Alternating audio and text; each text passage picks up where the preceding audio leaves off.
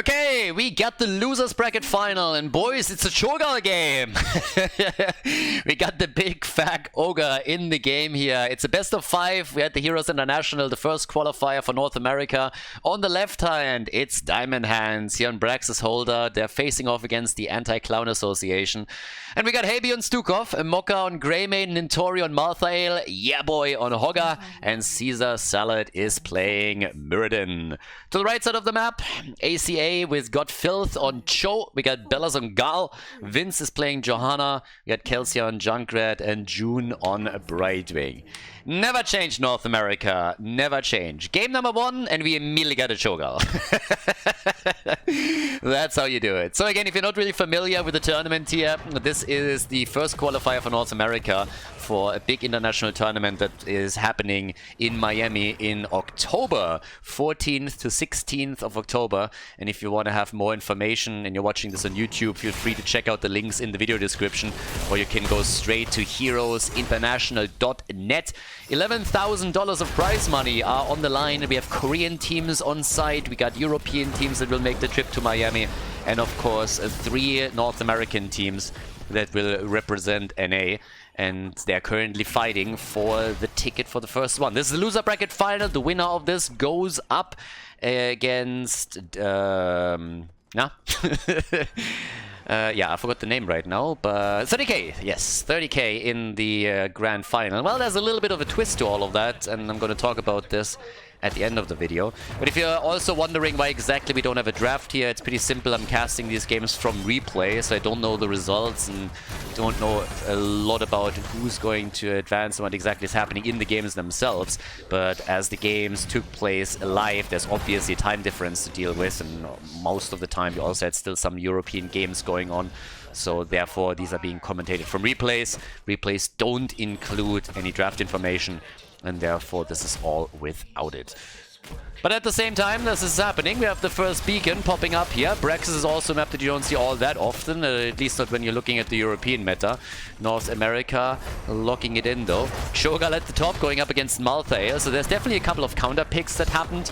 Nintori, on the other hand, is already having some trouble, and he goes down. Brightwing moving in was the nail in the coffin for Malthael, and the aspect of death got deaded.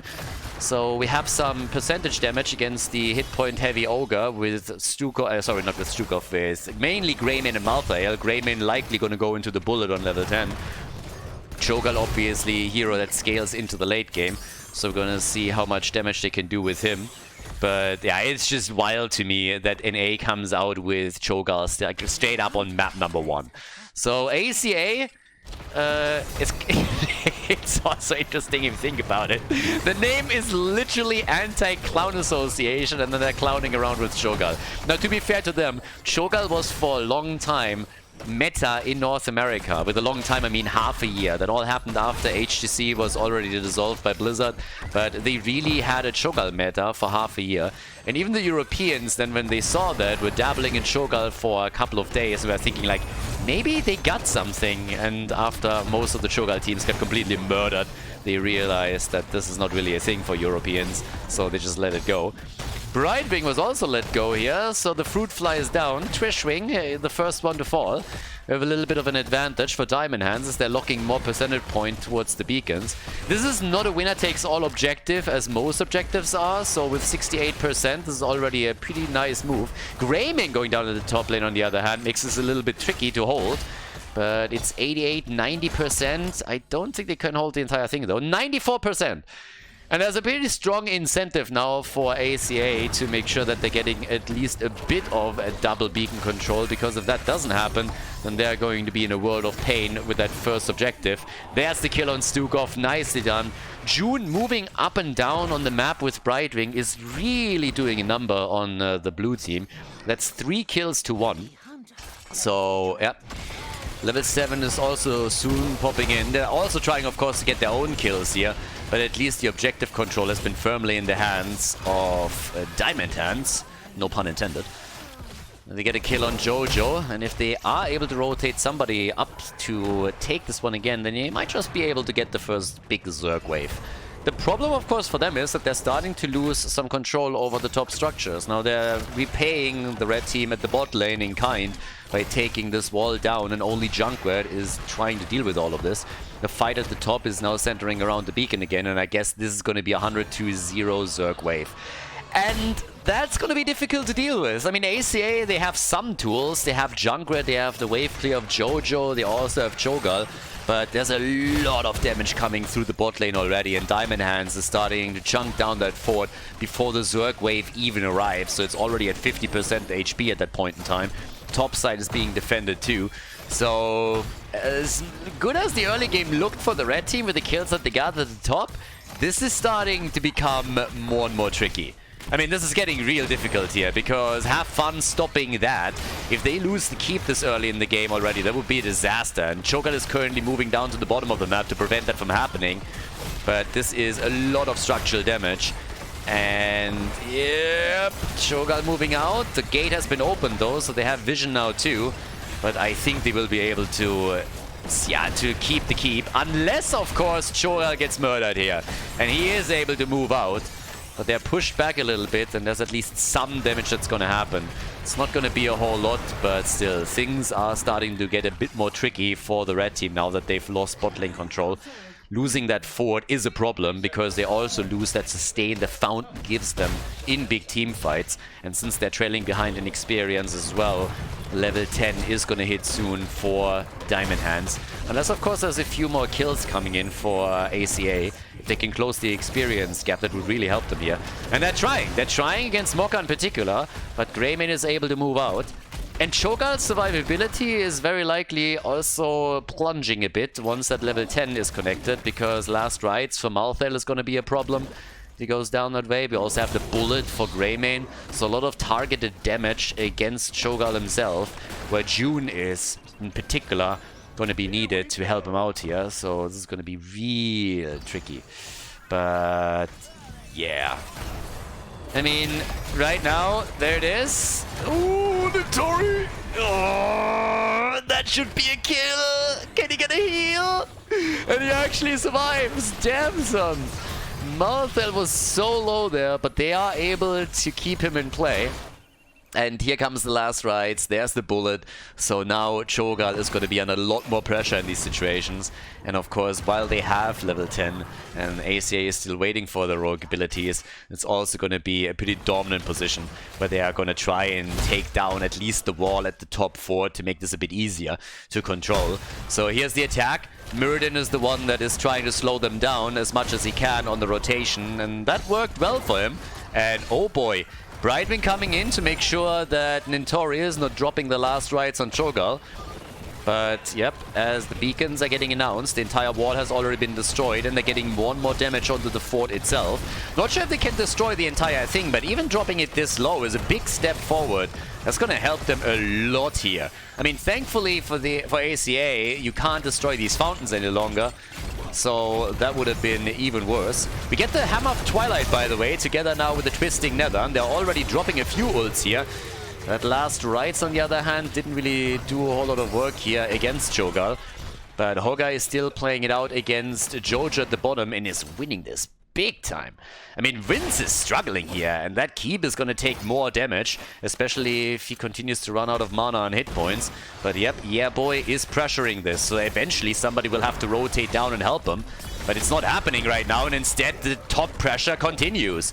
Nobody was able to deal with the beacon, but now Malthael is on his way, and this is bad news, really, really bad news for the red team, because not only are they pressured at the bottom keep, but now they're losing the objective too. And while that happens, we have all the way up at the top, even the fort being attacked. So there's 3 different areas where ACA is currently losing out, and that is not good for them. If they lose another objective here, they are, they're gonna lose way too much topside, because that fort is nearly done. If they lose a keep now too, then they will be consistently pressured by catapults on both lanes, and the boss in the middle is also something that Diamond Hands could then pick up at any point. Cho'Gall with 32,000 damage, so easy top damage in the game. Gall at least, that is. Actually, it's Cho. So Gall at 21,000. But yep, they're trying to do their thing here, and this is going to be one. Yep, they're going to kill Mokka. So at least a kill for ACA, and I think that might just be their saving grace for this objective. It's already 79% to 16. But, sorry, not percent, 16. They took the entire objective, my bad. They already defeated a little bit of that wave, but not nearly enough. That fort is down. Cho'Gall has now also attacked, so the defense is made a bit easier. But not if Cho'Gall dies! And Muradin delivers the final blow. Oh, shit. That is going to be more than tricky. Level 13. Another advantage for Diamond Hands. They have the talent advantage now. They're coming in big time as they're making a move also for Junkrat. Barely able to save him. June again doing his best to keep the team in play. But they are losing all over the place. It's 4 kills to 4. Muradin zoning them out completely. The top keep is definitely going to fall. Hogger is still working at the bottom keep. They are losing all over the place. It's crazy. Cho'Gall is back to business. But Hogger, of course, with one attack after another, he is just keeping on pressuring it. And they are now even moving slowly in for the core here.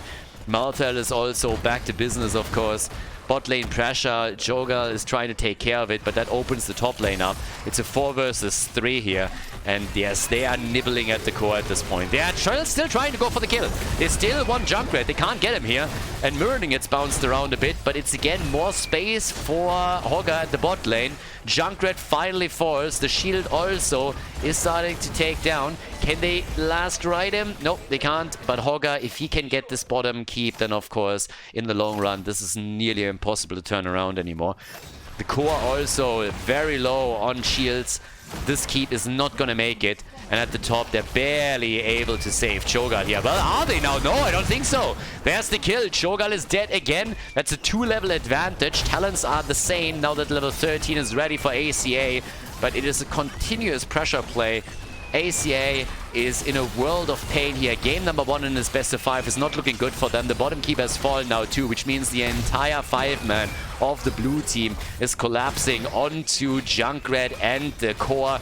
Yes, a few of them are low, but the core is also losing hit points. And now with Janna also eliminated, this is going to be it. Game number 1, nicely done. They got level 16 now, a 3-level advantage for Diamond Hands.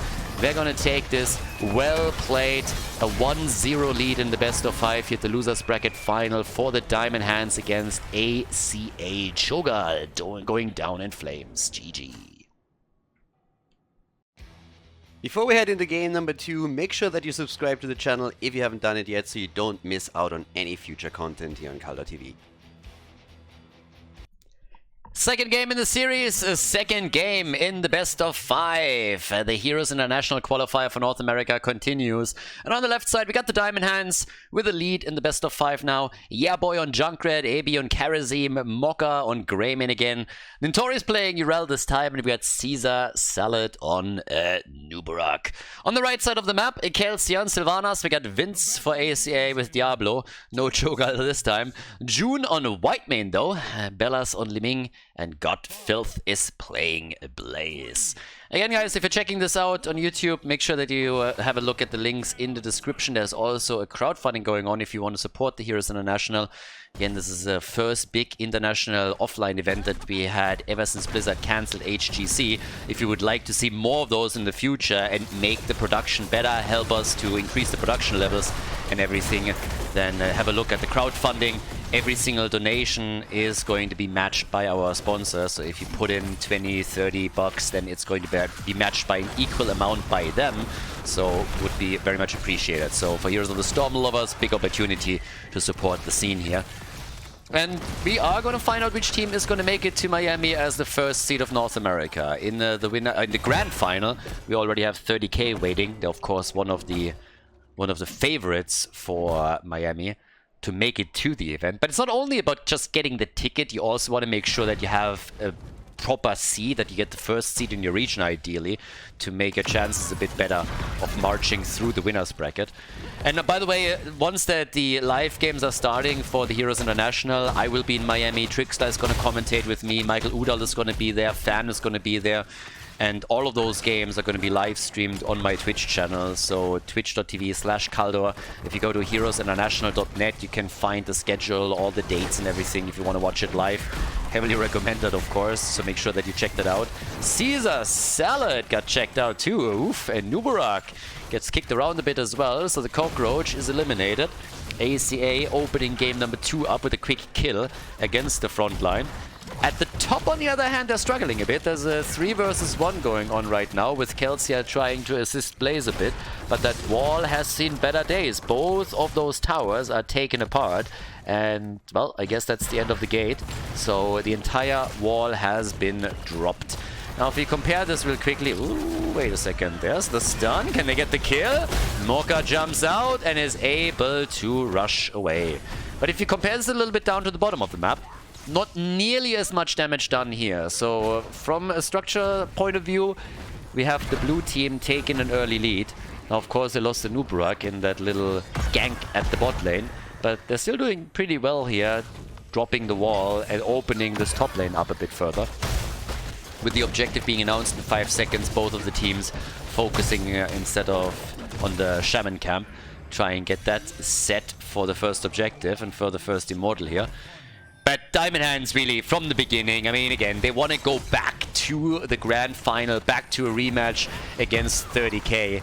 That's the goal here. Nintori making his move, trying to slow them down a bit, but maybe a bit too aggressive. Yeah, Urel is not looking good. Urel is jumping back in! Ah, that would have been so good if he could have saved that. Yeah, can't steal the camp, so Urel goes down. A bit unfortunate, honestly, for them. A bit too greedy. Let's be honest. Urel jumping in there the way that she did was definitely a bit too greedy. The death timers are super low, so it's not like this is going to have a massive impact on the flow of the game. But it's definitely unnecessary and made it much easier for ACA to keep in the same experience range. When it comes to damage on the Immortal with the help of Karazim and especially Greymane, this is of course a bit easier for them. But Junkrat gets caught hard and ACL is just racking these kills up. It's 3 kills to 0. They already dealt with the Shaman camp at the bot lane. Despite the fact that they're losing a lot of their structures at the top or lost, they are now doing a decent job just applying pressure and keeping Diamond Hands on their toes. So, not really all that easy for the blue team to come back into this, and the fights continue with Hebio and Karazim now focused and has to drop back to tap the fountain or hearth back towards the Nexus. They won the halftime show though, so while ACA is trying to get kills, the blue team has been a bit more focused on taking the opponent's Immortal down. And this worked well so far. If they can claim the first Immortal, then that top lane is going to be in trouble. At the bot lane, the fort has already taken damage. So, yeah, it's a little bit weird because in team fights and kills, ACA is doing way better. But then if you look at the flow of the game, at the objective and also structures, the blue team is just having a bit of an advantage and they win the Immortal with a 50% shield. Now they lose a Nubarak again. So the kills are definitely something to be concerned about. But everything else is currently going Diamond Hands' way. They have their level 7 in time, or they will. We have level 7 already for ACA, but now we also get the intercession. Nubarak is going to be back in a couple of seconds, and I assume that with the wall destroyed, that top fort is going to fall. I mean, anything else would be a bit of a surprise. They're driving the train here, way past the objective though, ACA, and is trying to go for additional kills. Can't quite make it happen. But right now it seems like this top fort is not going to make it, and Urel is also pressuring out the bot lane as we speak. Now maybe they can save this, but they're still taking a ton of damage, and Urel is now moving towards the top, so they definitely want to try and collapse onto it, because Blaze had to rotate down and deal with these minion waves, also to ensure that they're not falling too far behind in experience. But that opens the top lane up a bit, so these are all starting to drop a bit low. Nubarak is dropping back out, and they're pushing in with another minion wave, and of course those beetles that are spawning too. So the fort is indeed destroyed. And they even want to kill here. Kelsia still had enough mana left to jump out over the wave. But, another one, Nintori, careful! Diablo is still a bit close. Are they going to try and cut him off here? No, not quite. So it is a fierce fight between the two teams, with the blue team not having a single kill to their name yet. 0-2-4. But they've destroyed one of the forts, they destroyed the entire bot wall, and they also did 50% damage, roughly, on the bottom fort. So things are a little bit strange right now. And not really all that comforting for ACA, despite the fact that they are the ones that got most of the kills, all of the kills in this game. What they really need to do is continue. If they continue getting these kills, it will help them a lot. Because at the end of the day, the death timers are increasing, and therefore, if you get those kills in the mid and the late game, then you have a lot more control over the map, and you can really do a number. But as the fight down here starts to ramp up, this is a 4 versus 5. Greymane is at the top. So on a macro level, Diamond Hands is just completely outplaying ACA right now. As you can see, Greymane is already chunking down that top wall. Somebody has to fall back, and it's going to be Blaze that just halved back. But he's going to be a bit late to the party, so the first tower is already gone. Blaze is now back and plays a bit of a catch-up game. Level 10 is available for Diamond Hands as the objective is up. And Greymane has started to move over towards the opponent's Immortal and has already delivered a couple of hits here. It's the Bullet again. They have a lot of blow-up potential against the individual heroes with the ult on Karazim, plus also the Cursed Bullet. So they can try to pull that off. But Junkrat is now pushing out the bot lane, trying to damage this fort even further. Nobody's making any big moves for the blue team's Immortal just yet. Outside of the fact that they haven't gotten a single kill, this is looking really good for Diamond Hands. They are definitely dictating the pace of the game. They're dictating where the lanes are being pushed out, and they are controlling the moves of ACA. If they start winning some of these team fights too, then the red team is going to be in a world of pain. Bot lane in particular is starting to become a big concern for the red team, because now we have this camp pushing in aggressively. And of course, Godfilled is now taking care of the camp. At the top side, it's Junkrat. That also means that we might have a move for the opponent's Immortal. And just look at it. Again, it's down to nearly 50% HP. So this is getting really worrisome. There's already a 1-0 lead for Diamond Hands. And of course, this is a best of 5, but you never want to fall behind with an 0-2. We have seen a lot of reverse sweeps this year, but it's not something that you can expect. Still, more often than not, you will not encounter a reverse sweep. Let's be honest about it. It's a pretty tough position to recover from. There's the attempt to go for the kill, but Nintori is still fine. Hasn't used his ult yet either, so that cooldown is available. They win the halftime show, and they push them way past the Immortal. So now they can just return, collapse onto this, which they do with their damage dealers. Godfilled on 50% HP, has to be careful too. Li Ming, by the way, went into the disintegrate, of course, against the Nubarak, so she can burn the cocoon down in seconds. Good counter pick against Noob for sure, and also a great hero to have some poke damage during the Immortal phases. But hasn't really helped them too much yet. Diablo's a bit out, needs to be careful. 7-sided strike, that's exactly the problem I talked about earlier. And he gets burned to a crisp, goes down. Junkrat with the final blow here. The bullet and the 7-sided strike, and now the rest of the team is low too. Diablo will be back, he just lost his souls. But they can kill June, they kill Whitemane, and now the Immortal is wide open. Nice play by Diamond Hands. And while Blaze hopes that he can survive, which is not happening, by the way, Nintori has his number here. Well, that is playing out up at the top. We're now looking at an Immortal with, what is this, 90% HP? So this is a staggered death against Blaze, or it will be. Whitemane is back, he's gonna die. And they're even delaying this a bit, so yep, they're buying time. But there's absolutely no chance for Godfilled to make it out here. A bit of body blocking, they're gonna get the kill. They're even delaying the kill right now. Shouldn't delay it by too much, I suppose. But yeah, they are literally toying with their food. Spray game on point, that's at least a couple of points. And honestly, I feel like at this point, they're fucking up a little bit. They should have killed him earlier. You can clearly tell that they could have killed him at any point, and they are delaying it. But now they got the kill, the bottom fort has been gone, but the fort has been destroyed by the Immortal, but this could have been timed a bit better. If they kill him earlier, then they can push with the Immortal. So I guess that right now they feel so confident that they didn't give a fuck. But if you want to coordinate that properly and really get the maximum value out of it, then you needed to get that kill against Blaze a bit sooner than that. They are still doing well. Blaze, of course, back in 4 seconds. They move it towards the keep. But I think there was a realistic chance to kill Blaze and then go for the keep directly. Maybe not. Either way, they have a talent advantage. That's one of the things that they played for, but they were trying to buy some time. They got the bottom fort, they got the wall. Got some damage on the keep itself. We are only 11-10 minutes into the game, so death timers by definition are of course quite low. But we have now 3 kills against 4.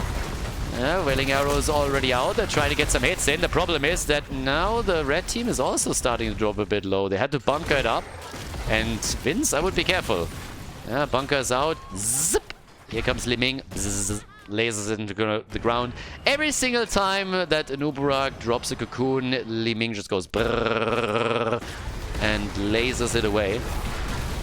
Oh, yeah, boy, turns into boy and goes down. So that was a quick kill here.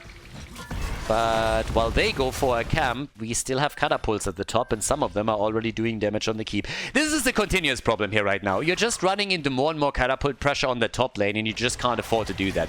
And Kelsia they prevented him from hearthing back. And the more time they can buy for the top lane, the more this keep is going to be damaged. And I don't think it's going to be destroyed, don't get me wrong, but every single hit point matters right now. So this is really starting to become a mad problem, especially since they're also losing ground on the bottom of the map. 13 versus 13 talents. Yeah, White Man is already moving in with the ult and is popping that, but they are getting chased all over the place now. 5 kills to 3, still in favor of ACA, but boy, are they in trouble all of a sudden. And their top keep is by now down to 50% HP. That doesn't really look too good. Greyman at least gets killed, so ACA with another kill. But guys, they're going to lose this. They're going to lose their top keep. Nobody is moving back. And at this point, you gotta say, what the fuck are they doing? Can the minions kill those catapults? Somebody should have moved back at this point in time. Maybe the keep is still gonna be there, but they lost way too much. So Diamond Hands just doing a better job when it comes to the macro level. Now, this might be the first Immortal that the Anti-Clown Association wins if they can keep this up. But just as I say it, Blaze gets killed. Goes down in a blaze of glory. We have at the top side another minion wave coming in, and this keep is not looking good at all. So there is even a chance they're pushing this past and trying to just take the keep out. I would not be shocked if they would try to go for that, because it's so low already. So a few hits are being made here. They don't have a range damage dealer. But as this happens, they are now pushing out the bot lane too. So it's again the macro that is being focused on by the blue team. They can try and eliminate another minion wave, pressure the bottom keep as well. And at the end of the day, the Anti-Clown Association is just having problems and fire stick extinguish on every single lane. Yeah, it's a tough game for them. It's not made easier by the fact that we have level 16 talents here with the Cleansing Touch, with the Epic Enter for Nuburak. Big talents, of course. And also the halftime show is now more or less even. Yeah, escorting a few more catapults through the top lane. Urel is currently on it. But yeah, tough times. Real tough times for the red team. And I don't think they got a chance to save their keep. I mean, this halftime show seems like it's a done deal. Unless, of course, ACA is able to lock in another kill or two. You can see that they're hesitant. They're thinking about, hey, do we wait for level 16? Do we have an angle to maybe push for the Immortal? Can we get a kill here? And while all of this happens, Junkrat is just destroying the Immortal. So it's another objective victory for Diamond Hands. And this Immortal is going to travel through the bot lane. There is a scenario here, and I think it's very likely, in which Diamond Hands is now taking both keeps. And of course, if you get kills in this situation, then you can go for core. A quick kill against the Nuburak would be quite nice though. So they're trying again to make a play. Can't really. Time is already being bought. But yeah, Nintori, 7-sided. Nearly got a kill here. Good damage from Liming though. And also a nice Wailing Arrow from Sylvanas, but it's not enough to get the kill on Urel. And she pops the ult. Even the Lightning Breath doesn't help Vince here. He gets booped back out and is able to move away since nobody chases him. But Nuburak is dead. As all of this is happening though, as this entire thing plays out, the Immortal is already attacking the bottom keep and is about to drop it. And I would be shocked if nobody then rotates up and takes that keep too. At least Junkrat should throw a couple of grenades this way, since, well, actually it's going to be a little bit more tricky for them. They won't be able to move straight through. So they have to rotate around if they want to make that work. But they are trying, as you can tell. So they are trying to go for it. So AB is moving in, and they take the second keep down. So now all of the keeps are gone. They didn't take any core damage. Even if they lose a hero here on the retreat, it's going to be worth it. They're trying to turn it actually onto Liming. So they got to be careful. Seven-sided has been used again, but that also brings the cooldown back, and Heavy is able to dart out. But they are at least losing Junkrat. It doesn't change the fact that both keeps being eliminated is a massive problem. Already we have a catapult at the bot lane starting to move towards the core. And yeah, it is a fantastic lead now for Diamond Hands. But of course, with another kill against Urel, it's all of a sudden a 5 versus 3. So ACA, they got a bit of map control for another 30-40 seconds. And they might be able to use that. Blaze already moved back out because he realizes that somebody needs to deal with those catapults. Situation is still the same though. We have all the forts on the map for Diamond Hands, which means that every single wave now for the blue team procs a catapult, whereas ACA has no counter pressure. Absolutely no counter pressure here. And I worry a little bit about, well, I actually worry a lot about ACA, since the next objective is going to be very rough for them. The longer the blue team can stall in the middle, the more these lanes are going to be pressured by catapults, especially, of course, at the bot lane, where we're also going to have this camp. So, yeah. Good luck dealing with all of that. Top side, that catapult is not going to be taken out by the wave. A second one is now moving in. We are 17 minutes in, so catapults are actually starting to do some work. Experience is even, and they're already trying to get a kill here. If they can drop Diablo, boy, that would be such a good lead. They can't quite make it work, but they are moving all of their own heroes out, so nobody died here, and a lot of ults have been baited. Pretty much every single ult that existed on the side of ACA has now been baited out. And the bot lane is going to be a disaster. Now, for the red team, they need a quick win. They need a kill. They need something. And they need to be decisive in whatever they decide to do. Pressuring the objective, going for the kill, they need to be very decisive about it. They just can't afford to rotate too many heroes out onto those side lanes, as they're doing right now with God Filled. Because once that they show, the attack against the Immortal is going to be immediate. And that's exactly what we're seeing here. So, the attack from Diamond Hands is there. It's 9 kills against 4, by the way. But despite the fact that they've been ahead in kills the entire game, they've never been able to convert those kills into structural damage or even really mortal damage. So now it seems that with level 20 on the horizon for the blue team, we're going to get another Immortal. Maybe they're not even going for it. Depends all on if they can kill more heroes or not. Big stuns coming out. Big stuns here. Catapults moving in for the core on both lanes. They're looking for a potential kill against June. If they can take the support out, they could move in for the core. But you have double catapult, triple, quad catapult at the top. And catapults at the bottom. They're still applying pressure. But the Immortal can now be taken. And boy, oh boy. Diamond Hands so close to level 20 now as well. Look how the catapults are just chunking this the shield down. One volley was all that was needed to drop it by 50%. Now at least it defeated them for the time being. Urel with the Bubble Hearth. Alright. Bubble Hearth for Urel. Haven't seen that in a hot minute. We got the I Hate Waiting for Junkrat. Yeah, they are definitely enjoying the game now. 900 hit points on the shield. It was a bit of a race there towards the end, but the blue team wins it. Junkrat just doing his thing. And boy, oh boy, there's a potential kill. Diablo wins. He dies. And this time he didn't even have his souls ready. This is looking like a lights out moment. ACA is very likely going to lose game number 2. They're going to throw everything at this defense. And well, maybe, yes, they get the kill. They get an Uberak. So that's a big first step. Catapults are inting again. So yeah, that's a big F right there. Fail hard. Catapults are going to take that one down. But honestly, that tower goes down. Shield is already gone. Catapults are going to reshift their focus. And that's game.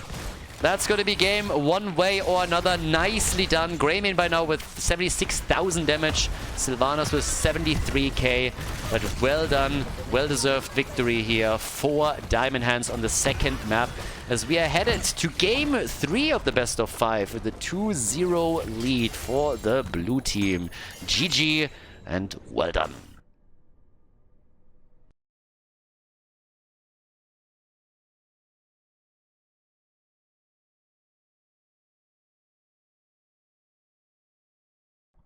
Game number 3, the first match point for Diamond Hands beyond Towers of Doom, the third map in this loser bracket final game. Yeah boy, on Blaze we got Caesar Salad on Falstad, Nintori on Garrosh, Hebi on Tyrande, interesting. Tyrande as the support here with the Mokka on Tychus. There is a Medivh on the other side, so while they don't have a Genji or a Tracer to threaten Tyrande directly by moving in, they have the portal that could help them to collapse onto her. We got ACA here with Kelsey on Hogger, Bellas is playing Brightwing, got Filth on Lunara, June on Medivh, and Vince is playing Diablo.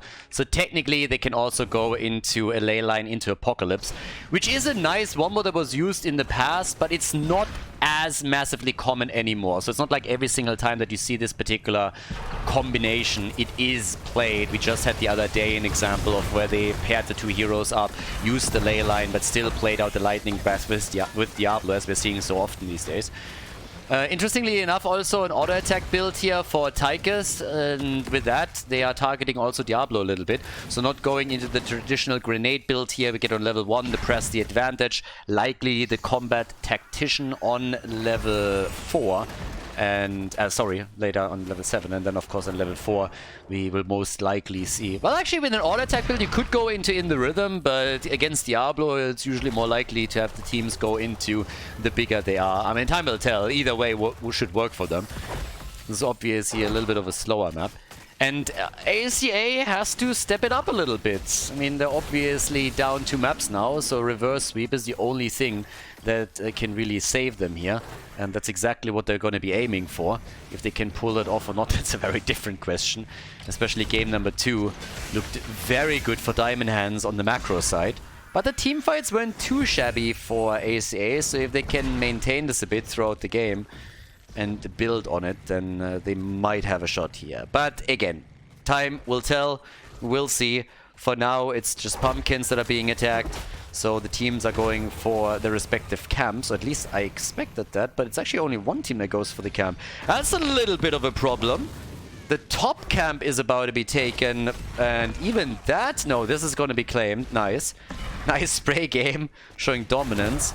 But I'm not so sure about this bottom camp. So I'm a little bit worried about that. Yeah, Diamond Hands, they took their camp at the bot lane and nobody dealt with the red team's camp, so they still hold on to it for now. But it's also... Oh, nice move against Caesar Salad. Falstad was thrown out by Garrosh, but that could have been a kill. Now, we got... Here it is, yep, In the Rhythm. In the Rhythm with the auto attack build for Tychus. Brightwing is just spitting all over the place with the level 4 talent again. Magic spit over here. 12 stacks for Medivh. Of course, we're going to keep an eye on June to see if he's able to complete that. But they are breaking through that bottom wall already, so this isn't really a good start for ACA. They haven't taken their own pumpkin camp. Normally, it's a fairly normal exchange that happens at the beginning of a Towers of Doom game. Not so much here, though. And as a result, the bottom wall is destroyed. First altar phase is activating, but losing bot lane control is really something that you can't afford that early. So it hasn't really happened yet, but good step forward. Now either way, we have, for now, at the top left, Caesar Salad is gonna get this one, easy peasy. And Blaze is delaying this a bit. The bot lane fight isn't looking too good, honestly, for Diamond Hands. And it's a big opportunity here for Mokka to get a couple of stacks together. Misses out on that though, he's still at 6 only. So an easy double altar for Diamond Hands. I'm a little bit weirded out by this, honestly. I'm looking at this and I'm currently asking myself, what is ACA doing? They're giving up a lot of things that they should at least be fighting for a little bit. Now, we'll see, but now Vince is in trouble. We have 21 stacks on Tychus, that's another problem. At least the last In the Rhythm rotation was very good for him. And Vince goes through the portal and eats a quick hammer from Falstad, so that's the end of him. Nintori still alive, switched over into the tank position here with Garrosh for this game. But yeah, everybody's low thanks to Lunara, and they might be able to get a kill here. But then again, June! Don't commit Sudoku, my friend. You have 28 stacks. You should be very interested to keep those. Owl is coming out, but yeah, it's 1 kill to 0, but it's nearly a level lead already at the 5-minute mark. I mean, wow. That's kinda bonkers. Yeah, this isn't really looking all that good for ACA. I am honestly not quite sure what exactly the strategy of ACA is. So far, they've only fought for that cop camp a little bit that Hogger got earlier. Everything else at the bot lane, they haven't really made a move for. Finally, they're taking their own pumpkin camp. It was about time. This is already the second rotation for the blue team. We got another altar phase. Should be an even exchange. But that one level lead that we have honestly worries me a bit. Tychus could have done, given the circumstances, I think a bit of a better job with his level 4. Went, by the way, not into the Combat Tactician, but the Relentless Soldier here on level 7. I mean, there are quite a few heroes that can, of course, proc that, especially when Diablo makes big engages, that could be a thing. But either way, if Tychus is able to get his stacks together quicker, he's at 34 now, then that will help them in the late game, and it's definitely not something that Diablo is going to enjoy a lot. Granted, there's no the bigger they are, but still. And again, the top play has been interrupted a bit, so Kelsey has so far not been able to channel the altar. The fight and the bit skirmish that we have in the mid lane continues too, but it's a bit of a weird one right now. At least some bot lane damage is done, but if they can stall out the top altar longer... Nah, they're not trying anymore. They could have stalled it... Oh, well, actually, they had the cooldown ready for Tyrande. If they could stall this out a bit further, they have level 10 and could make a play for it, but they're not trying. I guess instead, the rotation to the bottom of the map is more important to them. If they get level 10 now, they can do some damage on the bell tower. It's a bit doubtful that they can get the entire thing, but still. We get the drill! What the fuck? Real man drill deep. Okay, so Tychus is going for the drill. The problem that I have is that I don't know if NA is memeing or if they actually think that's a good choice. I assume memeing. They have 50 stacks on Tychus and they went for the drill here. This is something you wouldn't see on the European side, but yeah, they're actually drilling it up. This is kind of wild. I haven't seen a drill in a game in way too long. So, yeah, here we go. They got the drill. Let's see if they can get some value with it. Can at least position it later on around some of these altars and try to interrupt a bit too. Redirect it. June has so far not gotten his quest completed, by the way. Just mentioning this real quickly. He's at 34, so there's still a chance for Diamond Hands to take him down. And, well... We have the ley line. They also have APOC this time, so they have the chance of trying to go for the wombo combo. Already attempting to go for... yeah, he's dead. Tychus is dead, and that's a 0-value drill as well. Totally worth burning a 2-minute or nearly 2-minute cooldown, by the way. Not. Nope. So, yeah, not quite sure what exactly he was thinking there. But the second he was attacked, he immediately went Arrrr, and was like, I'm dying, I might as well waste one of the biggest cooldowns in the game. Why wouldn't I? So there's the first blood for ACA. Quest completed, so good job on June. Well done with that. And yeah, let's have a bit of a look at what's happening with that bottom altar. Can they maybe fight for this? It's 32 points on the core against 28. But there's a chance to maybe draw even or not. Lunara low and the taunt and kill as Diablo goes down. Good follow-up from Tyrande too.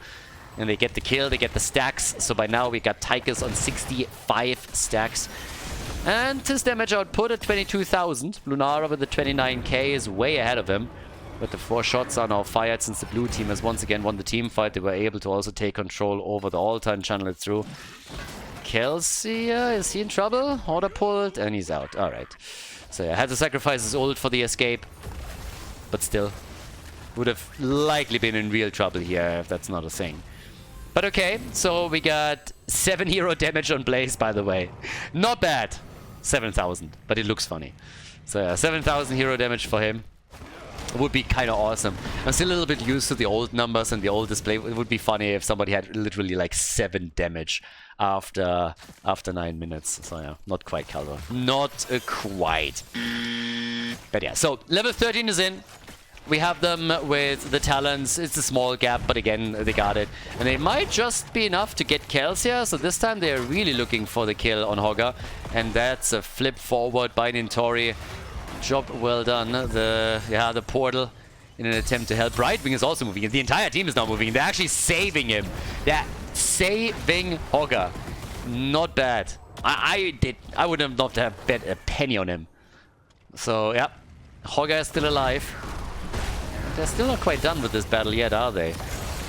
Especially Garrosh is hoping that he can get control of someone here. That's not quite happening. So, down to the bottom of the map. What do we get there? Yeah, they're trying to make another play. There's no pumpkin camp up right now, too. But the portal attacks, they keep coming. There's not really that much portal control. Normally, as I said in one of the recent Medivh games, you see a lot of Malfurions being picked against a Medivh, Lucios, anybody that can control space with either a good root on the ground, or a little bit one of those boot backs, maybe just a stun.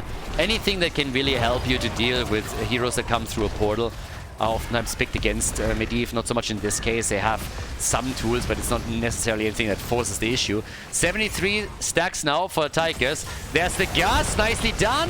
APOC only connecting with one. Everybody's low on the red team, but nobody has died so far, so they might be able to move out from this, especially if another portal is being put up by June. And yep, they all get away here. Good job by them. The altar is still in trouble, though. Oh, and that was a nice flip. Lunara tries to hop back out, but they don't get the damage. But they get the channel. So they take the altar once again, 32 to 20. They're struggling a bit to get kills in. It's only 2 kills to 1, and we're already 11 minutes into the game. But at the same time, they're consistently able to control the objective, and now Diablo is again attacked too. So, trying for it at least. 93 stacks for Mokka is pretty solid, by the way.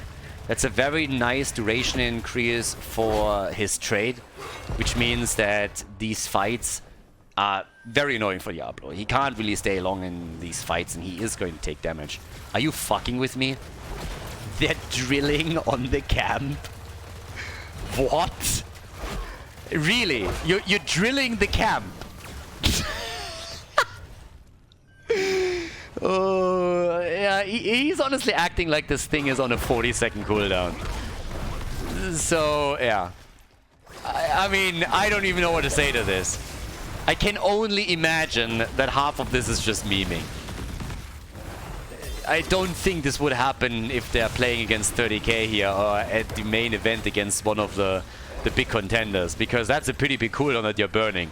Burning that for a camp that isn't even contested seems to be, well, questionable to say the least. But here we are. We got 99 stacks, and the bottom bell tower is now getting attacked. In an ideal world, you would try to convert that over before the objective is up, but of course it's only a 15-second window. The damage output, 36,000 for Tychus, who's, by the way, not in a position where he's going to have his drill now. I think maybe his reasoning was that they timed the objective and he just thought, I can YOLO it out here and I'm going to have it back for the objective anyways. That's the only reasoning that I can come up with. If they timed the objective properly and he knew that he would have it back just shortly after the altar spawn, then fair enough. If not, then that was a bit of a meme one. But yeah, they get the altars already. There's only one that's being fought over. That's the one at the bottom. Tychus is having his ult back in 10 seconds. So even if they timed it, it didn't really properly work out for him. But I guess close enough. Another 2 seconds and then he has it. So that would help them to take some control. So there's an opportunity to drop the drill once again. Now they're going for June here. 81 stacks for Falstad. We've been focusing a bit on Tychus this game. Justifiably so, I might add, but still. Not too bad. Hasn't still not used his drill, but there's the altar. Even without it, they're able to grab it. Yeah, there's the attack. Oh, that's a gust. Brightwing, even Diablo with the ult. They're trying to go for Falstad, and he gets dropped. Falstad is down. The drill. The problem for Tychus is that the blue team, well, the red team actually figured out the secret counter strategy against the drill. Like, I'm not quite sure if you are. There's a bit of a trick. There's a trick on how you can make the drill less impactful. You walk away from it. So that's exactly what ACA is doing. They see the drill, they're walking away from it a bit. And as I say, they're engaging again because they thought this is a 5 versus 4. So here we are. Easy kill against Diablo. And, well, it seems like... Oh, there's the ley line. And they still can't kill Nintori. Garrosh is still alive, and with 150 stacks, Tigers is just crushing the numbers on his level 4. So he has an incredible duration increase now. It's just flipping bullies around, Diablo pushing people in, Garrosh coming in, flipping people backward, forward, whatever they want to do here. 3 kills to 2, both teams on level 17. But it's 28 points on the core against 12, and now the pressure at the bot lane is mounting up against ACA. This is their last leg, by the way. This is match point. So they really got to bring it now. Of course, it is Tomb of the Spider Queen, so Towers of Doom. So late game is everything, and if you can get those late game kills and get map control, that can always bring the game back. But they really got to make that happen sooner rather than later, because they're running out of time. Camp is attacked, Leyline is being used, and there's the Apex combo! Didn't quite work out though. They got 1 stun off only against Garrosh. That definitely wasn't enough. Tigers has overtaken in the damage department. He's sitting at 72,000. Lunara is coming in second with 64k. But the gap is widening, and well, that's a kill against Kelsia. Yeah, Hogger is dead. They try for the counter kill, and Mocha falls. Tigers finally down. Drill on the ground, but it's not enough. Off we go. Kill for a kill. The ley line is out again. Both of the altars are still up, and if even a single one is channeled by Diamond Hands, it means single digits on the core for the Anti-Clown Association. And the fight continues. The main damage dealer is gone, but Falstad is still there. So, yep, they're getting... Oh, what a hit! And there's Tyrande with a follow-up stun on Diablo, who's able to escape through the portal. But Falstad is starting with a channel, and that is bad news, especially with Brightwing now also being in trouble. Everybody's just flipped forward here. The first channel has already happened. Say hello to single digits. 8 points on the core, and it's gonna get worse because Nintori is channeling down at the bottom left. And, well, just like that, a single boss is gonna end the game in favor... The game and the match in favor of Diamond Hands. So, yep, here we are. Okay. And they're adding experience. They don't even need that bell tower at the bot lane, but bot lane control is obviously always nice, since it also means that those pumpkins can threaten the core too. Didn't see a single bell tower converted over, by the way, in this game so far. Not one. So, are they gonna make a play for... You can't make a play for a boss like this. Hello? Your opponent has a ley line and an apocalypse. Not really something that you want to play out. Damage output, nearly 80,000 now for Tigers. They still want that, but I'm actually a little bit surprised that Blaze didn't stay for a second. Yeah, they're catching also Diablo. Hello, Diablo! And that could be a bye-bye Diablo play. There's the taunt and the guards to control the portal. But the ley line ruins the play. Here's level 20 on the other hand, and they're still chasing. They're chasing hard. And it might be enough to get not only the bell tower, which they already have, but even a few kills. Goodbye, June. He's dead. And, well, that should theoretically be game. Now that Lunara is dead, all they gotta do is go for boss. Yes, they sacrificed already. I mean, honestly, by the time that the boss is done, they probably have also Falstad's Gust back. So, yeah. You can literally decide how you want to end the game now. It doesn't matter anymore. There's an altar spawning, and it will spawn way before those two heroes are back. At this point, Kelsey has to jump out too, so you can go for the altar, you can go for the boss, you can escort pumpkins through. It doesn't really matter any longer. This should be game. This should be game. This will be game. Diablo gets attacked, they're all dead. And that means that Diamond Hands moves on to the grand final for a rematch to determine the first seed for North America against 30k. And with that comes also some bad news, everybody. Because, well, there was a little bit of an incident during the first qualifier for North America that I should probably talk about real quickly. For some reason, Diamond Hands decided that they would sacrifice the grand final, and they forfeited the grand final in this first qualifier. So 30k, without having to play the grand final, got the first seed for NA. I'm not quite sure what exactly happened, but apparently one of the players of Diamond Hands couldn't make it and couldn't play any longer in the grand final. They, to my knowledge, had a sub that was listed and the sub was ready to play, but there was some kind of miscommunication in the team, or it was a really odd situation. Either way, the team forfeited the grand final, which is a bit of a questionable move to make. 30k therefore gets the first seed for North America. Diamond Hands apologized later on Twitter about the incident and about forfeiting it, but yeah, that's why we don't have a grand final. So the first seed for North America is a 30k. Congratulations to them, and Diamond Hands and the Anti-Clown Association plus other teams will make a second attempt, of course, in the second qualifier for North America that will also be covered here. If you want to have more information about the tournament, once again, quick reminder, go to heroesinternational.net, and if you're watching this on YouTube, you can check out the links in the description. Thanks for watching, and I'll see you on the second qualifier.